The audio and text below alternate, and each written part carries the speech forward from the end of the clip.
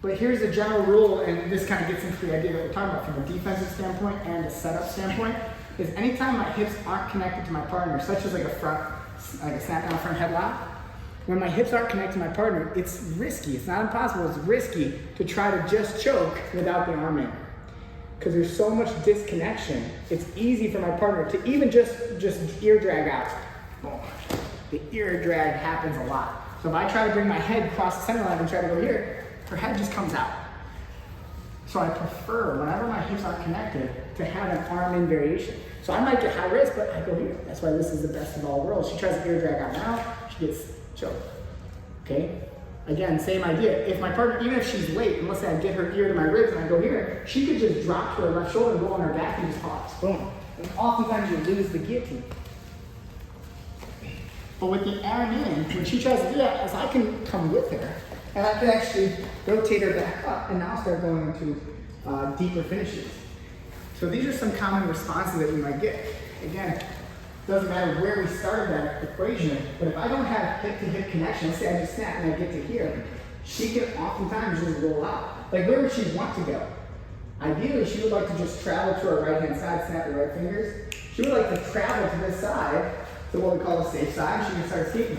But if I'm smart and I should prevent that, I should always have my contralateral connection to my partner. So I'm trying to make this connection here, but because I don't have good closed loops, she can roll. And if I get stuck in my back, she's oftentimes going to get to that safe side. So learn this follow-up. This would be the following drill that everyone should kind of study and understand. Is if I get here with no arm in, regardless of high wrist, low wrist, high elbow, low elbow, if she goes to rolls, I'm just going to go with her. We'll pause here. And then I'm going to throw my feet over my partner's shoulder, basically like a backwards roll, into this position so that I get ahead of her. Keep coming up. I get ahead of her, and now I can get my hand even higher. I can throw that hand in, and now when she tries to do that again, the game's over. So these are really great following drills you guys can play on. Again, just to close out this off, this idea of partner's responses, as long as you don't let someone travel to the opposite side of your guillotine, that's why we like half guard, we like this shin over the hip, we like closed guard, is she can't travel to the safe side. Now her only hope is to try to roll to the far side, and this can happen in any scenario, even from the guillotine, or excuse me, from the closed guard. She could lift her hips high enough while I'm trying to make my distance and shake, and kind of take her pants off to get to here. Boom, it can happen. So be ready. If you get to this position, switching to an arm-in grip is going to make everything a lot easier. I'll grab my partner's arm, and if she tries to get to that far side, I just backwards roll before she gets there. I punch my hand in deep, and I can finish with any alignment I want. Is there any questions, guys? Yeah. Yeah, on that roll through, Yep. they go on their back, and you go over your outer shoulder to beat them. Would you not recommend going on your other shoulder to go to mount?